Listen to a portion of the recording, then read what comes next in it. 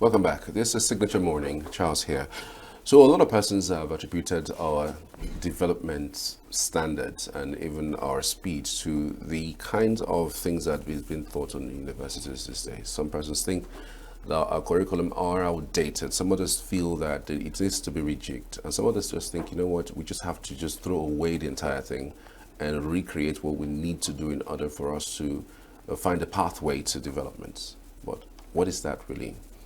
How do we go about it? We have with us live in the studio Professor AUGUSTINE OKEREKE.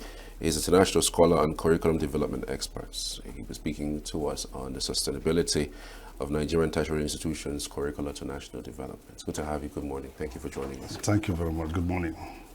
So which parts or which side are you on? Entirely throw away the whole thing and reintroduce new things, or rejig it, or, you know, just basically find a pathway to these things? I will use the word to revamp it. Revamp. To revamp the entire curriculum. I'm not a fan of throwing away everything, but at least you revamp, kind of recreate, regenerate, renew, of curriculum. So which part of the curriculum is outdated so much so that they are no longer, fit into today's world? I would say almost every aspect of the curriculum, almost every aspect of it, in terms of the fact that, the world has changed, dramatically, and the pace of change is quite fast.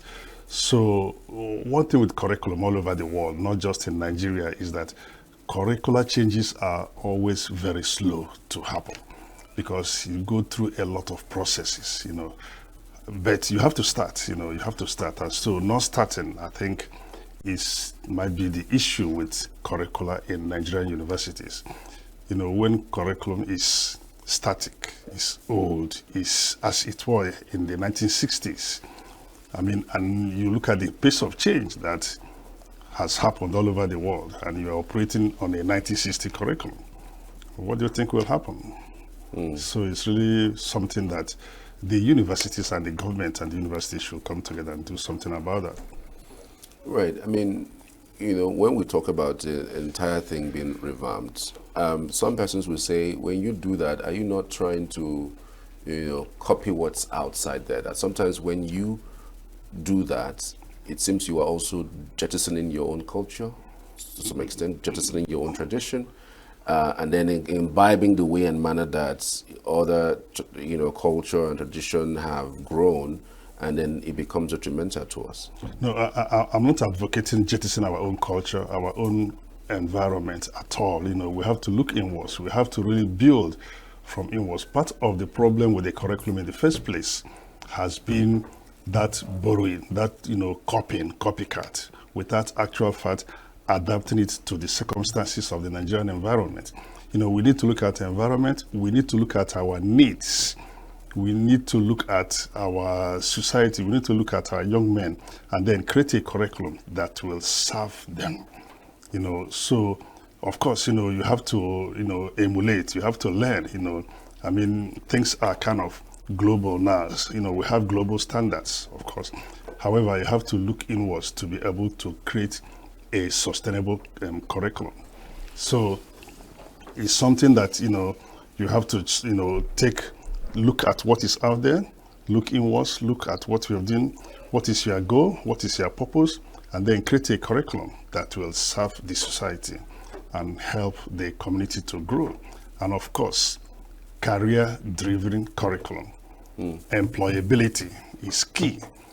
In our universities now, I'm not just talking about Nigerian universities, all over the world, students come out, with no jobs, I served as a provost of a university in the US for 8 years, and part of my major responsibility was curriculum renewal, faculty looking at curriculum, and you see still operating curriculum that has been outdated, and so when students graduate, there are no jobs, and so we put a number of things in place which I can share, and which, that we can, part of the thing we said we will do was that, even if you're an English major, history, psychology, nursing major, before you graduate, you must have acquired a career-driven certificate program, a skills acquisition program. So you might be a nursing student, and by the time you graduate, you get a certificate in content creating, get a certificate in digital analysis, get something that, if you are not able to find jobs in your chosen field, you might start doing something, it will help you to assist. So you are employable immediately upon graduation. That is one thing that we tried to do. And then we went in and looked at, I told them then that I read English major, I teach African literature majorly, but I know when immigrants, when students come into the US, they want to get employment. I mean, the competition, if you are a PhD in English, from Harvard, from Medgar College, from City University of New York, the competition is so great, all right? However, if you get a degree in what is topical in the health sciences, then you are sure at the end of your educational career, you are employed. Very good paying job. And so we said, let us revamp our allied health program. We had no allied health program in the college then, but we had to start instituting programs in allied health, in collaboration. So these are things you need to do to recreate, to revamp, so that the curriculum will be at the service of the students at the end. But the question is, how is it being done in Nigerian universities? Are we even talking about it? That is the question. And that is really part of my goal to, just want to, give back to what I learned as provost to Nigerian universities. And I'm having discussions with some Nigerian universities in terms of how to implement that in their curriculum. What role do you think that technology plays in developing today's curriculum, especially for Nigerian universities? Major role. It should play a major role. I mean, when you look at it, the college, the world is technologically advanced now. I mean, everything has to do with technology. And like I said, I'm English major, read English. I have the cell phone, And when you look at these days now, when we went to school, at every semester, we read about 10, 15 novels in a course. Now, if you ask students to read 6, 7, 5, even 5 novels, I mean, you are wasting your time, even though we have to do it. So how do you create a curriculum that will make use of those novels, but digitize them? So students will learn. Number one, students will read the novels, even if they're not read the novels. Students will apply the novels to a modern day world. Students will use the novels to learn content creating. Students will use the novels to do whatever they're doing on the internet. Students will use the novels for blogging, all right? And so how do you infuse that in the curriculum to make sure it happens? So what we are doing is kind of merging, for example, African literature with a curriculum in sciences, in technology. So applying that when students are not reading the entire novel, then how do you get them to read? You have to meet them where they are, and then use that to be employable at the end of their career. When students graduate, especially from Nigeria, and they say they are not employable, does that speak to the students unable to play around the tools that are around him, or it speaks to more of the universities not developing the curriculum to fit what the students would most likely meet outside? It's both, but I would say 70% on the universities.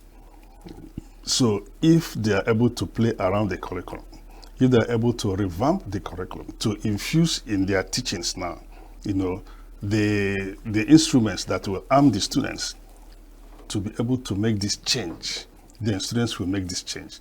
You don't expect them to make the change if you stuff their mind with old curriculum. You talk about botany, you talk about geography, you talk about history, all those facts, the way we were hipped into in the 60s, 70s, 80s, even in the 90s.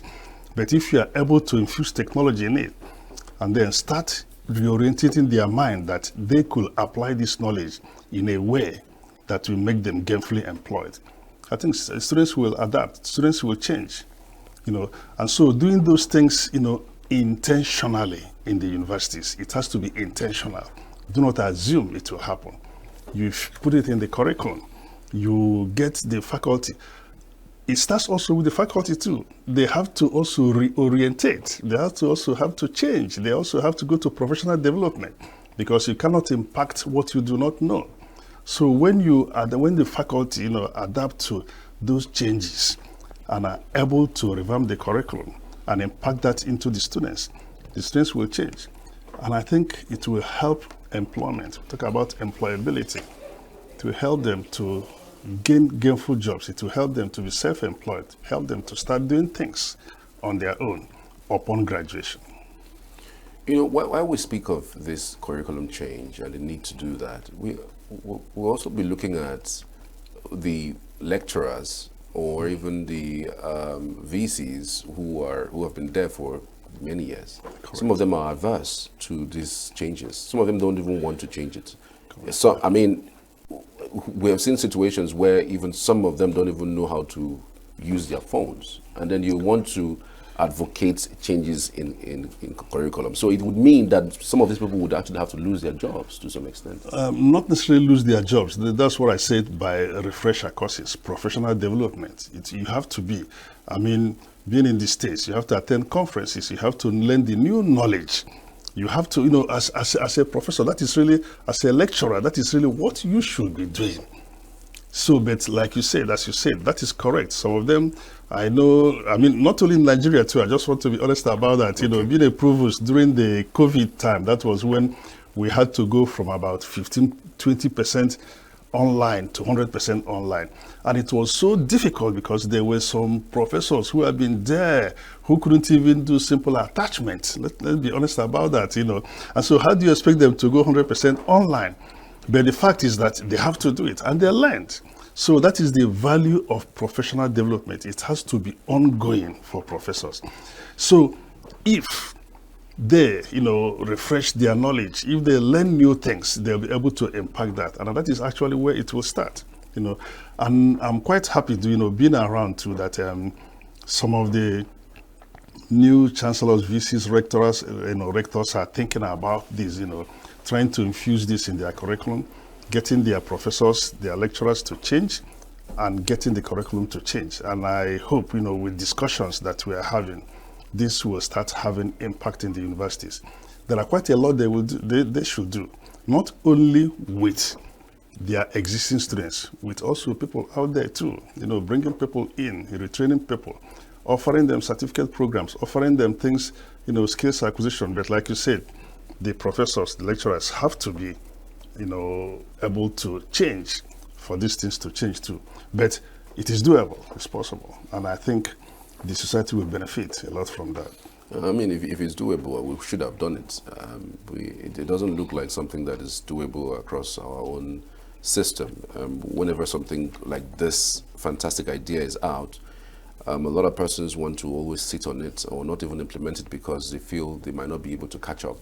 In today's world, we're talking about, you just mentioned content creation. You would wonder whether, there are people who are within that spheres that can teach you comfortably what content creation is and how to go about content creation and what you could do around it.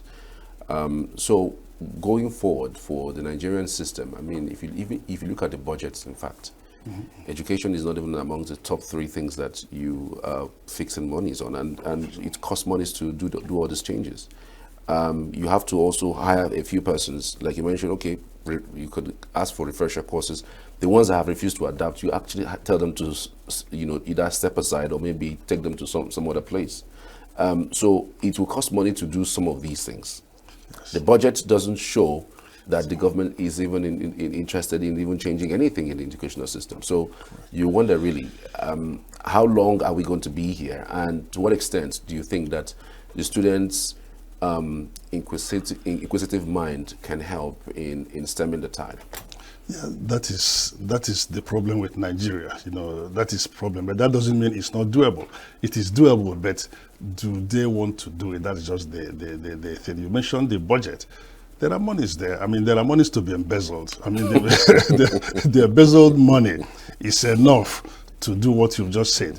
But it's just to do it is the question. Appropriate the money appropriately, assign the money appropriately, and then use the monies that are budgeted. Even the few that you just is budgeted. What is it used for? I mean, so that is the endemic problem with Nigeria, basically. The corruption, let's just put that on the table. Take that away, most of these things are doable. And then when the system is corrupt, I always believe that water trickles down from up. It doesn't go up downstairs. Once the up is sane, once the up is sanitized, it will trickle down. The professors will change, the rectors, the chancellors, the students will change. But those things have to change. So it's doable. As far as I'm concerned, it's doable. The money is there. Nigeria is blessed with the wealth to do it. But there has to be the will to let's do it. I'll give you an example. In 2018, I came down with the then president of the college then, Dr. Crew. We went to Alban Ikoku University of Education for this joint programming, discussing these issues. So we flew into Port Harcourt with Air France, and it was a tent. This somebody, a black American, coming to Africa for the first time in his life. You see the shock. But that didn't deter him. So we spent time, worry, with all the potholes, all the, then we flew to Abuja. So when we flew to Abuja, landed Abuja, driving down, he touched me. He said, Provost, look at, a black man can do it if a black man wants to do it. Did you understand? Looking at the two environments, somebody who's been to Africa for the first time, so worried, wasn't deterred, he's Afrocentric. And then came to Abuja and said, you see, what is the difference? And they're the same people? Look at Abuja, look at Owerri. What's the difference there? He said, a black man can do it if a black man wants to do it. And we can do it. These things I'm talking about. There are a number of things, a number of ideas. These things are not rocket science. That's just the thing. They are just there. But our mindset has to change for us to be able to do this. Do you think our institutions are giving ways for this digital learning? Because again, that's where the world is headed. Some people will look towards China to look at what they have been able to do without anybody helping them. Some also will look towards India and what they've been able to achieve, giving their institution. Do you think that our institutions themselves are giving ways to some of these changes? As of now, I do not see the infrastructure. The infrastructure is not there. I mean, to digitize, you have to have a very stable internet. You have to have the technological prowess to do it. I do not see that. The little they have, I think they try. Even the students themselves, do a lot of better work with the little that they have. But the infrastructure is not there. That's just the thing. You have to build infrastructure for that to happen. You have to have a stable internet. You have to have a stable network to be able to digitize. And I can tell you, if any institution is committed to that, that institution will flourish. Because the society, without the institutions, is already flourishing. Look at what the young men are doing with content creation. Absolutely. Look at if you watch, at times I do not have time doing those things, but I kind of find myself being sucked in, looking at the content that comes out of these young men on the street. All what you need to do is to tap into them, bring them into an institution, and finance them. Because some of them need to, when you watch them, they need some education matters in everything that you do. So give them some form of direction, some form of education, and they will come in. They will feel very happy that they are being embraced.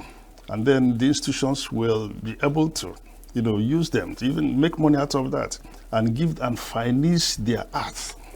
You see, already it's happening.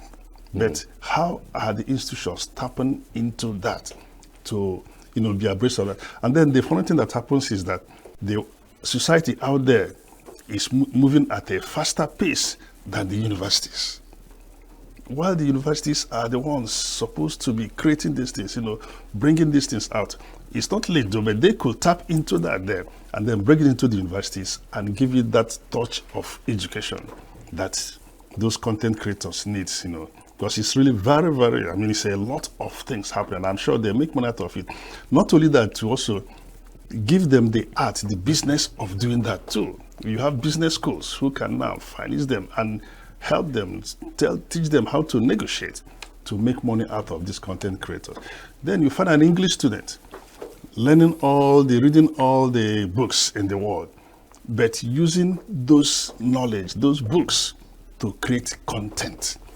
There's no way that content will not be a very rich content. But you have to put that in the minds of the students. You have to have somebody who will do that with the students.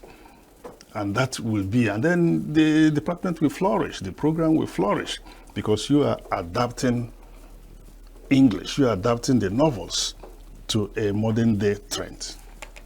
Absolutely. Content creating is storytelling. Absolutely. The stories are already told in the novels. And that is one way too of making those novels popular too. I mean, a lot of things could be gained, could be achieved by doing this. That's why I said it's not content, it's not rocket science. It's just getting out there to doing it. Absolutely. For the students whose institution have refused to tweak the things, how do you think how do you advise that they navigate that murky waters? Yeah, unfortunately, the Nigerian society is not one that listens to ideas, to students' protests. I do not know why, but I can tell you, I know why. It's just because those in authority in government particularly, do not think about those things. They only think of how to share the money that comes in. However, if the society is a society that listens to students, they could. If I tell you, I can give you an idea of how students in Nigeria, will help the universities to achieve this. And that will be, I'll give you an example of what happened to in my class. In fact, thanks to technology, I teach. All right, I teach even while I'm home here. I teach, and because of what we are talking about. And so, over the years, I teach literature, world literature, African literature, and unconsciously, maybe from my background, most of my novels are mainly male-oriented. Okay. And the students brought it out in class. Tell me, say, Professor, we hear about all these women activists in Africa and all these things, novelists. They are not reflected in your textbook selections. And I noted that, and I went and made the change. You say, listen, I made the change. And when you come to the class now, I had one on Monday, and the student said, Professor, I liked the textbooks that you chose. It's a balance of male, female. And the discussions too are all topical. So this is where students' input, comes in. So I do not know if that background is here in Nigeria for that to happen, but I believe that if the students could come together and let the professors know that this is what we want, this is how, this is the way it is, this is what we like to learn. But like I said, I do not see, it's not a fertile ground. It's not really happening in Nigeria. I think the Nigerian university system is still that kind of top-down thing that whatever the professor says is what goes. I'm just wondering how long it will take us to even get off that line of cloaking ourselves, or to the point of not being able to give the students the opportunity to express themselves using technology and infusing technology into our system. It doesn't really look good. It doesn't really look good, and it kind of retards development. While the development is out there looking at you, begging, come and take me and let's move on. So it doesn't really look good. But I think somehow if the Nigerian youth is more organized, more intrusive, more making more decisions, coming together. The thing is that somehow, unfortunately, everybody is kind of bought into this world of corruption that you see that pervading also the Nigerian youth system too, and so nothing is articulated, except it's only when it is money, when it is this person is rich, when it is dancing, drinking. So the Nigerian youth has to be reorient themselves too in terms of being able to do that. And then having a strong organization. I recall when we went to school, when nuns then, in Nigerian Association of Nigerian Students, were very, very powerful. I do not know. I cannot tell you I know the state now, but I think there are some issues too. I don't even hear anything that comes out of a student body that is very powerful, that is very strong. We should start from there, but unfortunately, our systems have kind of crumbled. And I think the political power has made it so impossible for strong systems to come together and challenge institutions. Not conflict, but challenge institutions.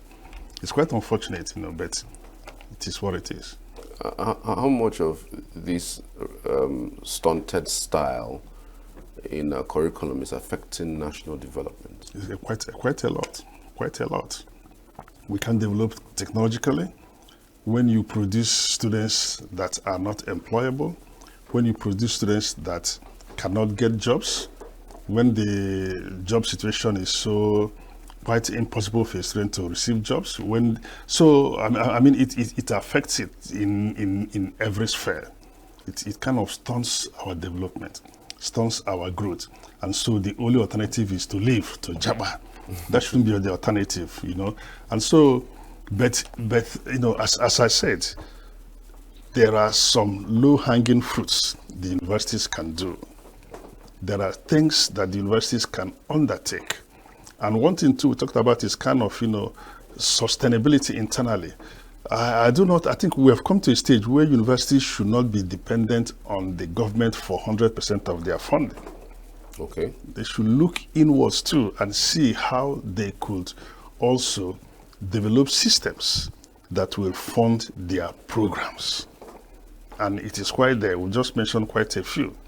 I'm having discussions with some of the universities here in terms of how we can partner. I think we have a contract with one of them, partner with developing skills acquisition centers, where you get not only students that you have, but you attract students from outside. You attract people who are already doing the work, the content creators, the artisans. You go to Obete, the bricklayers. Some of them, they're already doing the work, but the fact is that you need to infuse some education into what they do so that they will come out and become very fine workers. So if you're a sweeper, you clean the street so beautifully that you will be known as a street cleaner. If you are artisan, you do very good work. You are a painter, you paint and have very good finishing. Most often, they are good. They know the art, but the finishing is poor. And what is lacking there is some education. And the universities can do that. Offer certificate programs, charge money, make money out of all these things. So when you look inwards, you find there are things you can do to elevate this problem, knowing that the federal government or the state government, the governments may not be able to, fund you as much as you want or fund you at all. Nice. Do you ever think that there will ever be a time where AI will take over university education? I mean, we've seen that playing out these days. You don't really have to go to school as long as you can prompt an AI to give you an answer to an assignment. I don't even have to attend the classes.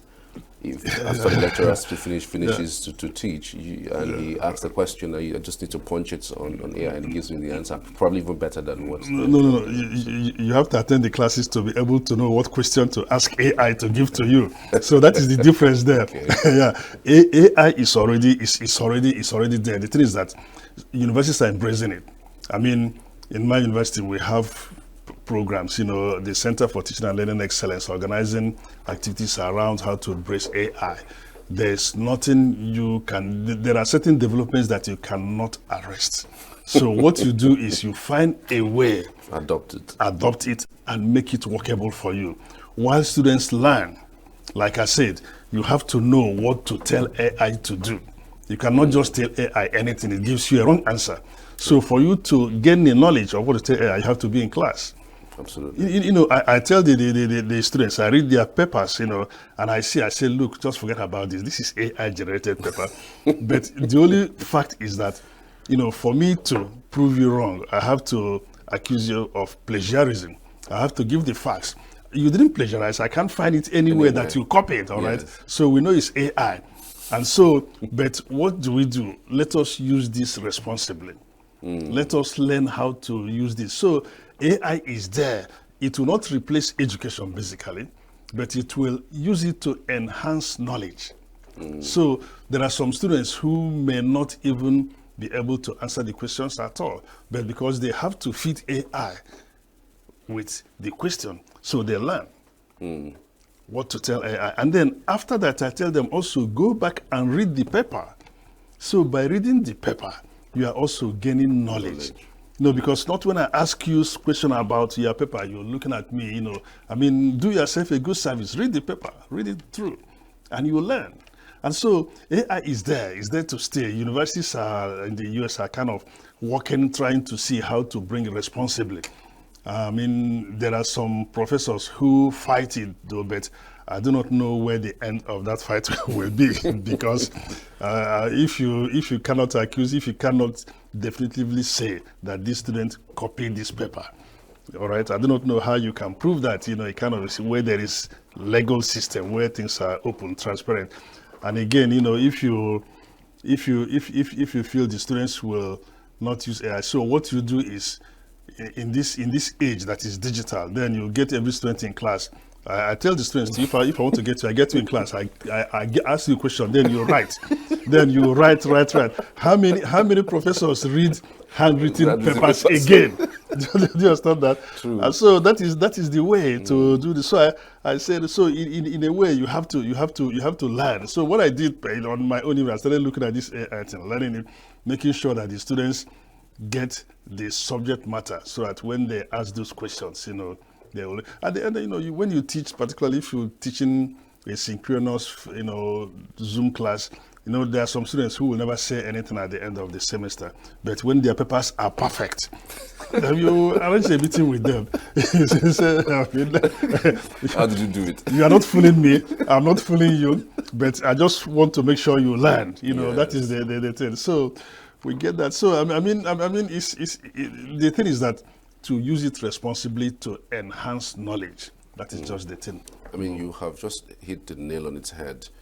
Using it responsibly, but then how many persons want to really use it responsibly? You just mentioned how people even in the US are fighting it. Yes. And so imagine for us as a third world country, correct, how we're going to adopt it. Yes. People are already saying that, why do I need to go to university when at the end of the day, whatever the cost of study would be for a project, I can just put it in on AI and it gives me a perfect write-up of my project. So I'll be even be better than the person who had even done 1, 2, 3, 4 years. No, not quite though. That is what I said, that you need to understand the content for you to know what to feed AI. So that person who may have done that, you look at the work output, you're not only talking about the work output, you're talking about the person's behavioral patterns too. You look at the attitude to work. You look at the kind of changes the person may want to bring in. So there are things outside of AI that you cannot do. I mean, let's face facts. You didn't attend any education, and you are a businessman. I mean, some of them are doing quite well, and then you have somebody who has education. I mean, and then you use AI. Yeah, I understand. You can always say, okay, this project you want to implement. To give me the project. What of the implementation too? You need to. What of the idea? What of the changes that will come in? Think about the behavioral patterns I talked about. Think about the attitude. All these things are things that, you cannot take away from the four walls of a university. See somebody who attended university. I mean, it's quite a change in behavior, a change in attitude, a change in work product. So all these are the distinctions that we need to make, And of course, education we need to make to say that it is important that you understand the subject and then enhance it with AI. It can never be the same. Get me those 2 employees and then watch them grow, watch them perform. You see that person who depended on AI all through will not always perform better. In response to emails too, not every email you ask for AI. You say, okay, in a board meeting, what are your ideas? Let me get your ideas. You can't always ask AI the question. You have to send emails. You have to communicate too, which is key to, whatever, to transformation, which is key to implementation. AI is not doing that for you. In the mind of people who created AI for you, do you think they said they're going to get to a point where a human input will be so limited, so much so that they may not even, there may not be even the needed brain to do anything, because AI has been developed? Because again, even Elon Musk they've been talking about these things. Yes, and yes, they said the way it's going, it's just too fast. The way it's going, it could get to a point where you may not even need humans around in order to do some jobs. No, but you just use the word the brain. The human brain created AI, so the human brain will always create the subject matter. AI can't just pop up and say, I want to do this. Somebody has to develop the idea. Mind you, in old philosophy, to Plato and Aristotle, the idea, the abstract, is always the most important. So somebody has to create the idea. Somebody has to break that construct and then feed it into AI. AI can't just pop up on its own. So I'm very optimistic it will never replace human thoughts, but human beings could enhance it. Yes, there'll be a stage where it might replace some jobs, I understand that, but somebody has to manage it too. There's always that idea that you bring forward, and then AI will take it from there and enhance it. Okay, so it's a situation that we cannot fight. We just have to find a way to adopt it and do it responsibly. Basically. But Nigeria has to start, the universities, universities have to start thinking about that in terms of developing, changing curriculum. Everything, in fact, any institution has served as provost, curriculum is the basis for everything. That's what students come to. That's what impacts the students. So you always have to go back to renew, to reinvigorate your curriculum. I think curriculum reinvigoration is the key. And, rather than chasing, we are so far behind in chasing this, you also try to catch up and then at least be abreast of the changes in order to develop students who will be productive citizens, employable citizens. Employment is the key. Absolutely. Well, let's leave it here. Professor Augustine Okereke is an international scholar and curriculum development expert. Good to have you. Thank you for your insight. Thank you for having me. Thank you for this discussion. Save Nature TV. News in your pocket.